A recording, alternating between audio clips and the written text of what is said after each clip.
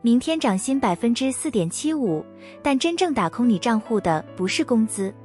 欢迎来到澳洲生意圈。大家这2天看到的新闻都在讲 4.75% 涨薪，但这只是一半。同一天 Payday Super 正式上线，这个规定要求你每次发工资都要同步缴 Super， 不再是季度结清。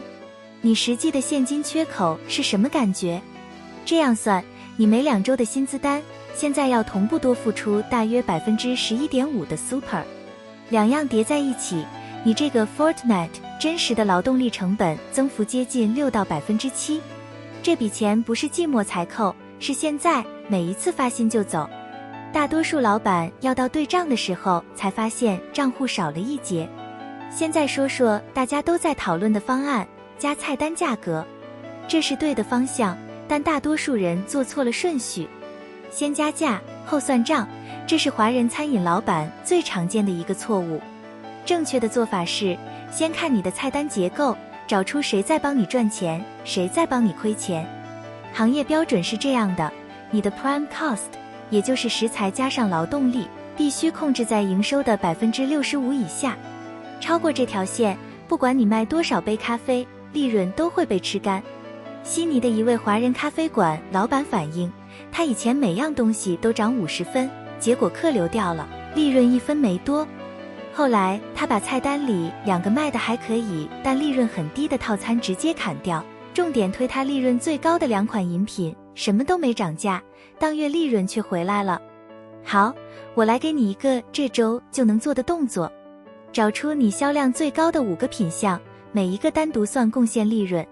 算的时候用新的 Prime Cost 底线，把调整后的工资加上现在需要每次发薪就付的 Super， 这2样加起来，如果超过这个品项营收的 65%， 这个品项就是在帮你亏钱。过不了这个测试的品项，你有2个选择：一，把价格提高大约 1.5刀；二，直接砍掉这个品项。不要等到季末对账再来处理，在你下一个排班周期之前做完。因为每一个 Fortnite 亏损就在叠加。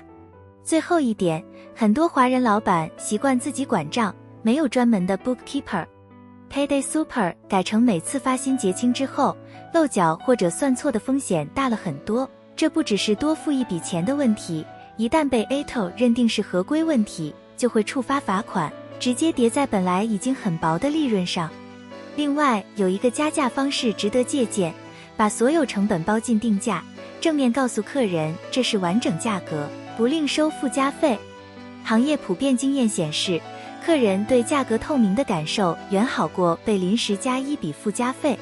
你的菜单价贵一点，他们能接受；结账突然多一行，他们会记恨你。现在就打开你的 POS 记录，找出你卖的最多的5个品项，用今天讲的方法重新算一次 Prime Cost， 看看哪些品项其实一直在帮你亏钱。算完之后评论区告诉我你发现了什么，是砍掉了某个品项，还是准备涨价。今天就到这里，觉得有用记得点个订阅。澳洲生意圈每周更新。